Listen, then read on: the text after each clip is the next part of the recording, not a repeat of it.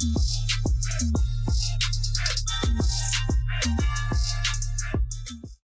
right, what's going on, guys? So before you watch this video, I wanted to make sure that I gave this announcement out that my brand new bodyweight only program is available now for 50% off for a limited time. So check it out and let's get back to the video. All right, guys, so we're back. Now today I have a special guest with me. His name is Erik Pena. He works with some of the best, the most elite fighters in the world. But if you don't know, I'm gonna give you a little insight. He used to be my intern, and now he's actually working with the best athletes in the world. Erik, go ahead and tell him who you worked with and what you've done. What's up, guys? My name is Erik Pena. I am a nutrition coach and weight cut specialist under George Lockhart and Dan Leith. I've been Phil's intern for about 1.5 years, almost 2 years now. Yeah, now I work with some of the greatest MMA and combat sports athletes, ranging from Tyson Fury, Conor McGregor, Dustin Poirier, Dylan Dennis, and much more. I'm here today to talk to you guys about cutting weight, specifically in the bath. All right, so he's gonna go over some of the protocols, and then the rest of the things that you will actually have to learn is if you go to the Lockhart and Leith certification, you can find out more details on what he's actually talking about, but we're gonna give you a little bit of insight on how you can cut weight appropriately. Let's do it. All right, guys, so a couple things that you're gonna need before you even start your bath. We're gonna go ahead and start with a timer. I usually use the timer on my phone. It's great, you can take an overall time and as well as lapping different sets within the actual weight cut. You're also gonna need a waterproof and digital thermometer. I use a food thermometer. It is waterproof and it is digital, so it helps to kind of give a more accurate representation of the temperature of that water. Third thing you're gonna need is a large tub. Again, relative to your size, if you're a heavyweight, you're probably gonna need a bit bigger of a tub than say a straw weight. So make sure you take that into account. You're gonna need a plastic sauna suit. Any type of sauna suit will work, but from my experience, I've realized that the cheap plastic ones are probably best to use. A lot more sanitary, a lot easier, and they're just disposable. You can toss them out and use a new one every time. You're gonna need an excess amount of towels and blankets. Those towels are gonna be used to cover you up, cover the floor, dry you off. So make sure that you have enough for all those in case you need them. Another thing you're gonna need is ice or hard candy. During the weight cut process, you may experience certain side effects such as dry mouth. Chew on ice, let that melt in your mouth and spit it right back out, or you can use a hard candy such as a Jolly Rancher or a lollipop to go ahead and quench your thirst. You're also gonna need a weight scale. That weight scale is gonna be important. If you have access to your official scale, make sure that you calibrate that scale that you are using for your weight cut against the official scale. That way that there is no error. Your scale may show 155, but the official scale may show 157, and you don't want to show up 2 pounds overweight. Last but not least, Sweet Sweat is a topical gel.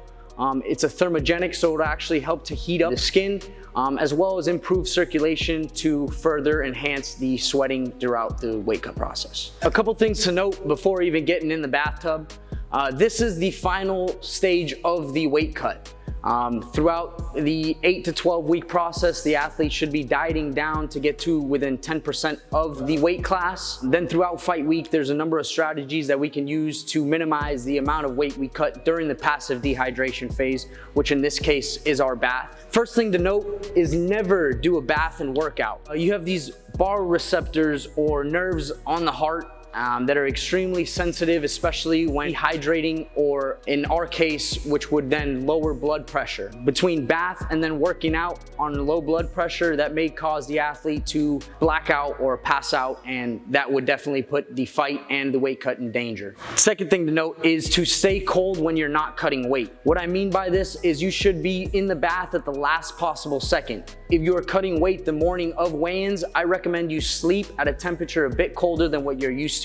This is gonna go ahead and suppress aldosterone and antidiuretic hormone, which are 2 hormones that control the output and the amount of water and sodium that the body let out. Those 2 things can be affected when your blood pressure is low, so make sure that you are doing whatever you can to minimize the expression of aldosterone and ADH in the body. Third thing to note is don't cut weight alone. Like I said before, this could be a very dangerous process where certain things like passing out and extreme dehydration are very possible. Make sure that you have someone there to keep you safe and monitor every step of the way. All right, guys, our next action within this part of the weight cut, we're gonna actually stick the athlete into the bath. We're actually gonna start by preparing the room. We're gonna heat the room in whatever way possible. We use space heaters, maybe the actual heater in the room. Sometimes I like to just put a towel under the door and use the hot water running through the sink to go ahead and steam up the room and create heat that way, go ahead and do that.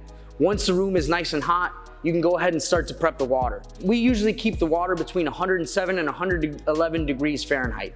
Anything over 111 degrees Fahrenheit, it can be detrimental to the fighter and it will not create any added benefit. Anything under 107 degrees Fahrenheit may not be enough to get the athlete sweating, so make sure that it's hot enough to keep the athlete's core temperature higher than normal. So as soon as we get the water ready, we're gonna go ahead and help the athlete into the tub nice and slowly. Once the athlete is fully submerged, that means water chest high, legs and arms in as much as possible, then we can go ahead and start the timer. That timer is just gonna serve as an overall time that we've been cutting weight. Once you start seeing the athlete bead with sweat on their forehead, then you go ahead and lap the timer, and that's gonna be the time we leave them in the bath. From the minute you wipe their forehead, the fighter should stay in the bath for about 15 minutes. As soon as the athlete is submerged, about chest high, arms and legs in as much as possible, make sure that you continue to monitor not only the water to make sure it is the desired temperature, but also the athlete, see how they're sweating, how they're feeling, and whether you can make them more comfortable or not. You start the timer for 15 minutes. You can just continue to wipe their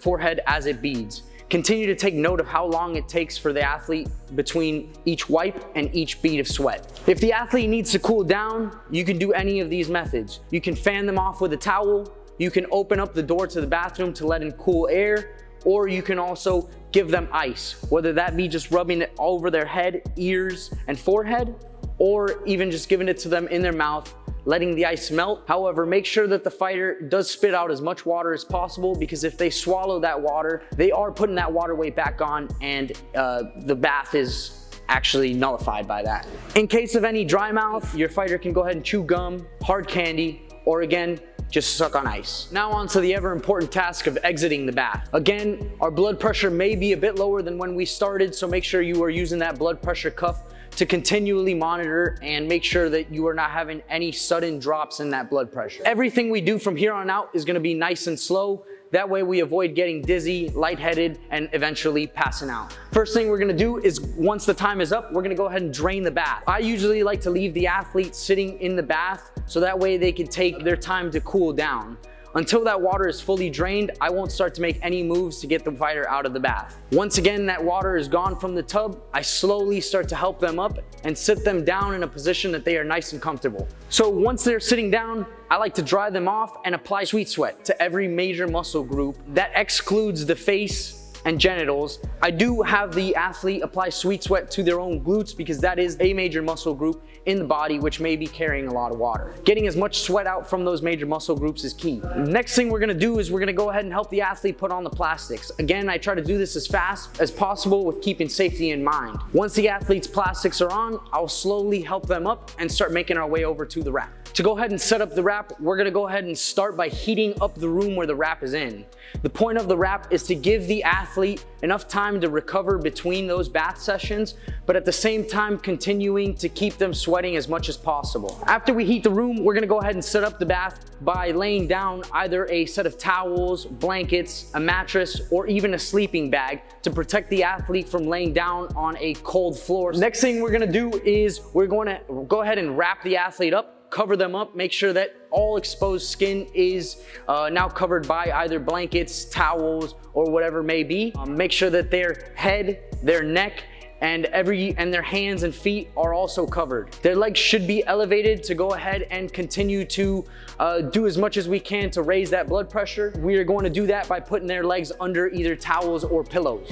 At this point, the athlete should be laying down in a comfortable position with their legs elevated and only their face exposed. With their face being exposed, we're able to kind of wipe their forehead as they desire and monitor that they are continually sweating within 4 minutes. We usually typically keep the athlete in the wrap for about 45 minutes to allow them enough time to cool down before that next bath. However, if they are starting to slow down on sweating and it's taking them a little more than 4 minutes to bead, I would start wrapping up the wrap process and think about putting them back in the bath or calling calling the weight cut altogether, depending on where the athlete is at and how they're feeling. Once we're getting near the end of that bath, we're gonna go ahead and start setting up the next bath. It's always better to have that next bath set up just in case, rather than having to then wait for the bathtub to fill up while the athlete is actually out of the wrap and cooling down. So I like to start this process around 35 minutes out, maybe 10 minutes before taking them out of the wrap. So once I'm setting up that bath, I continue to keep the athlete monitored in the wrap. As long as they're comfortable, they should be there, hanging out, still sweating. Once the bath is all set up and the athlete is ready, I can go ahead and start taking layers off, taking them out of the wrap. And if we feel we are close to the desired weight, then maybe have them step on that weight scale and see where we are at. I typically don't like to do this if we have too much weight to cut, because it does waste time, allows the athlete to cool down during that period, and also may give the athlete a false sense of hope, or the reverse of that, where they see a number that they don't want to see on that scale. So just as important as the actual weight cut, we have the cool down portion. This cool down is important because it lets the body know that we are done with the passive dehydration phase. We are done heating up the body, and we want to bring our core temperature back down to a more sustainable temperature. So we like to do this in 4 different ways. First thing I do is take off the wrap, let the athlete lay down on a cool floor. Next thing I do is I rub the athlete with ice, whether that be their forehead, their heart and chest area. I give them a little bit of ice to suck on, and again, spit the water out so they are not ingesting any of that water weight that they will have to re-lose to hit that desired weight. And again, just open any doors or windows to let in cool or fresh air. Once the athlete is ready to get up, I slowly bring them back up to position, put them into a cold shower or a cold pool, and let the water hit their front of their body for 5 minutes, have them turn around and let the cool water hit their back for about 5 minutes. Once you're done with that, dry off, head down to weigh-ins, and make that money. All right, guys, so there you have it. Erik just gave you a ton of information that you could take with you. Erik, you got any final words for the audience here?